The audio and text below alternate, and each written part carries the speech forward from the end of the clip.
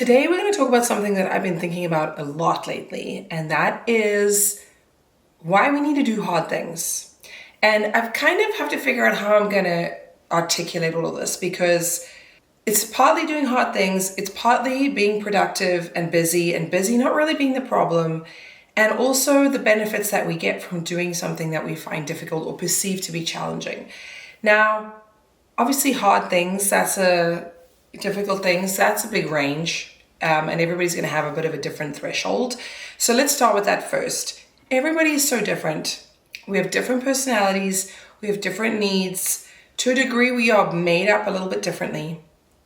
And so things that I find challenging and difficult, you might not, vice versa. But I do think we can learn and evolve.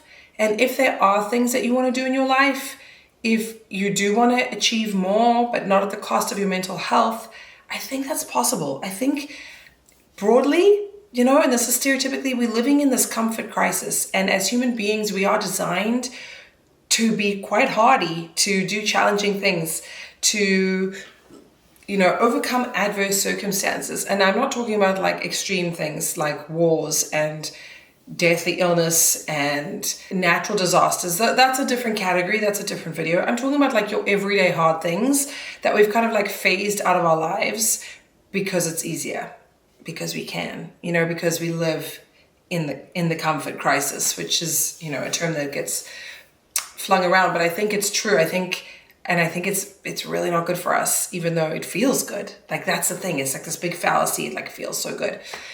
So let's go back a sec to people being different. So for example, I have a close friend who requires a lot of sleep, right? And she doesn't get to sleep enough at night. So she takes a nap during the day and like her schedule allows for a little break. I am someone who probably, if I actually slept properly, and I need to do a video on this as well because I need to change this habit. I'm going to do that next. If I actually slept properly, I would probably be fine and feel pretty good around 7.5 hours of sleep. But not everybody feels like that. My friend is similar age to me and she wants 9 hours of sleep or 10 hours of sleep. So we are wired a little differently. And that's what I mean. Like different people's tolerances will be different. And that's just the way you're born. That's just the way you are to a degree. Obviously you can oversleep because you're not feeling well. Like you're depressed, you have emotional things going on and you just want to sleep your life away. That's different. I'm talking about just like what you need to feel kind of your best. And also as women, especially with, fluctuating monthly cycles, it's different for men who kind of fluctuate throughout a day and women fluctuate throughout a month. There are going to be times when you naturally just hormonally don't feel as energized as you would at the beginning of your month of your cycle. And so you have to work with that too. And if you want to know more about that, I've done a lot more reading and education on female hormones. So I'm happy to share if that's something of interest to you, because I think if you can work with it when you're feeling strong, then you're going to get a lot more done. So let's see how this video goes. I want to talk about the power of being busy, productivity, why I think it's important, how I feel like it affects your self-esteem, and then connect that to the fact that we don't like to do challenging things anymore, just as a general rule. So here we go. I remember reading a book or listening to a podcast or something about how we've lost the art of doing things the longer way. Like our recent ancestors, so like grandma's era, even maybe our parents' era, definitely great grandma, sort of turn of the 20th century, they didn't have all the comforts that we had, right? They cannot order food at a click of a button. They didn't have cars that were easy to drive. They didn't have power steering, all of the things. They had to like literally churn their own butter or milk their own cows, make their own bread, sew their own clothes. They didn't have the fast fashion clickety click and Amazon shows up at your door. And so their days were filled with a lot of, I would say, sort of mini manual labor, maybe also actual manual labor. But if we're talking about the women, I'm sure, stereotypically, they were doing more things inside the house. They weren't necessarily building the house, but they were, sewing the curtains and making clothes for the kids and for themselves and making cakes and breads and dinner and probably slaughtering some animals and, all skinning them and doing a lot more stuff than we do, where we just get our chicken breast packaged ready to eat. And I think there's something to be said about that, because I know for myself, and this is how I want to link this back to productivity, I've always struggled with the fact that I don't seem to relax well. Like, I struggle to relax. But for me, relaxation is not always physically doing nothing. And maybe I think that is a personality trait of mine. Like, I'm more of a type A personality. I like to be busy. I get a lot of satisfaction out of it. I spoke about it in my previous video that we're renovating our kitchen, and I had to remove everything from the kitchen, all the cabinets and drawers, and then put it all back. And I loved it. Is that weird? Yeah, I'm a total weirdo. But it was just so therapeutic, and I didn't say this in that video, but it felt so therapeutic to clean my drawers, like vacuum them of all the dust, the builder's dust, and like clean them properly, and then organize things and reevaluate how I wanted things to look and go, and declutter things that we don't use, because now we've been in this house for 6 months or so. So like, things change from when you first moved in and you dumped everything into a drawer and then you haven't looked at it again in 6 months. Just the art of, like, I don't know, slowing down to a degree, but also just taking time to unpack and be thoughtful. I found that very relaxing. I found that very rewarding, but I'm still being busy, I guess. I'm still being productive. Like, I still needed to unpack my home again, and I still needed to do stuff. But I don't know, it was just so satisfying. I was looking forward to being able to unpack my home and put it back together.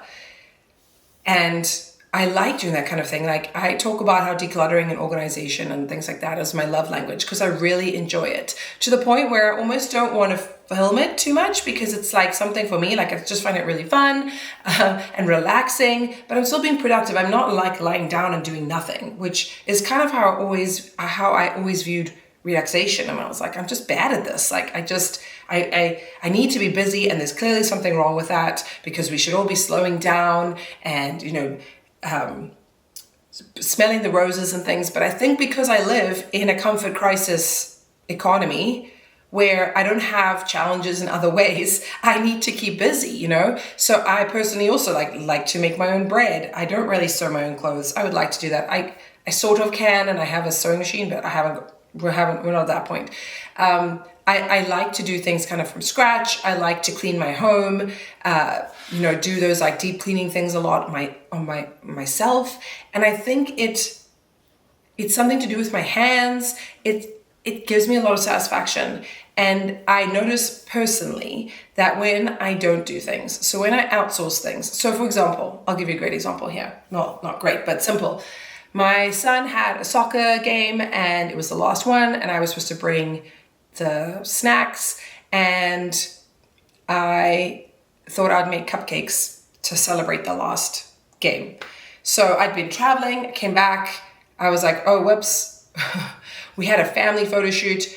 The soccer was like an hour after that. I was like, oh, I better do something about this. My husband was like, just go buy some cupcakes from the shops, which is a logical thing to do. Like, that makes sense. But I made them. And I mean, I've made them so many times. It's not like I don't know what I'm doing. And they were fine. And it was like, but I would prefer to make the things I can than to go and buy them from the shops, because I enjoy the process. I enjoy the satisfaction of doing something, of checking it off my list. It builds me up as a person. And when I don't do these things, so had I gone to the shops, had I just outsourced everything, I don't know, had I just got a cleaner to come and clean up all this construction stuff, never mind that that's a lot of money, but besides that, say the money was not a thing, I just feel like I'm robbing myself of opportunities to use my body, to calm my mind a little bit by using my hands, and checking off that self-esteem box in my subconscious of things like, oh yeah, you can do this. Like, you can take a maybe more difficult route, but a more authentic to you route. You can do things. Like, you can do hard things. Like, baking cupcakes is hard. But a lot of people have been brought up with cakes in a box, or you just go buy them. That's just kind of the reality. They don't know any different. And I think it's robbing us of important lessons. I think, I think a lot of you watching are parents and you have kids. Your kids are watching. We need to make sort of our traditional ways of life perhaps a little bit more normalized because we've come so far the other side. Will I always bake a cake? Will I always bake cupcakes? No, I probably will buy them every now and again. We're renovating our kitchen. I haven't made bread in a while because it's a long process and I don't want to be in the kitchen while they're there. I just want to stay out of there. So yeah, we've had to buy our bread. And part of me is always like, I can make this. Like, this is so easy. I can make this. It's just something to think about. Like, where in your life are you taking a shortcut that's actually robbing you of the opportunity to do something that will build you up and will make you feel productive and good? So as I said, when I don't do anything, like when I'm not, maybe not even if I'm not feeling well, but if I'm like, okay, I feel overwhelmed, I feel burnt out, I'm just going to do nothing. I'm not going to attend to my house. I'm not going to attend to my garden. I'm going to buy everything from the store, order things online. I'm not going to go out and be active and do things. I feel way worse. Like, you'd think if you're a busy person and you're always on the go, that now you have an opportunity to slow down and do nothing, you would feel better. No, at least not for me. So one of the things that I've always struggled with over the years is making consistent YouTube videos or podcasts or whatever.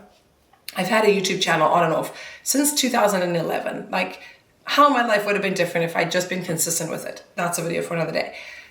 But I would get to the point where I felt like I was putting so much pressure on myself to put out 2 videos a week or 3 videos a week, or on top of being a parent and working outside of our home and all this kind of stuff, that I would just burn out and give up.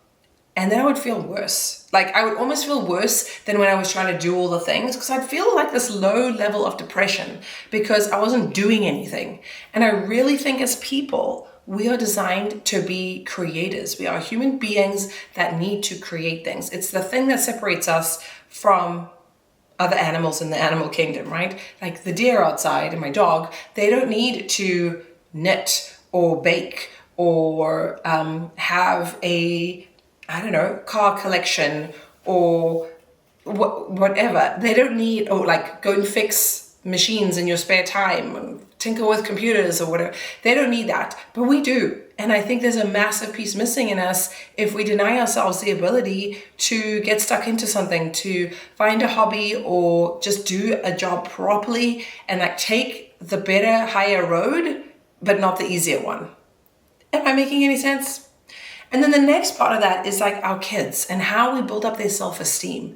And I honestly think over and over again, I mean, I've only been a parent for 9 years, so I'm not an expert per se, but every time we encourage our kids to do something that they perceive to be challenging, and it's all relative for a child, right? Because I don't think it's going to be hard, but they do. Every time we do that, and they come out the other side, and they've like succeeded at this task or they've completed it, I can tell they feel better. And that's like chipping into their self-esteem little bucket. It's how we build self-esteem. And isn't that like so important for us as human beings, especially as children growing up to become adults who we hope are sort of well-adjusted, don't need years of therapy, but if they want to do therapy, that's good too, who are able to form strong relationships where they're not competing with their partners, they are celebrating and lifting them up because they feel confident in themselves, because they have a healthy self-esteem. They're not overconfident, they're not cocky or conceited, they're not like that. They're just the right balance of, hey, I can do difficult things, I can do challenging things when the need arises, and I'm happy for other people when they succeed as well. Like, isn't that incredible? Like, I wish I could be more like that. So I think it's really important that we don't shy away from doing hard things. I know we don't want to.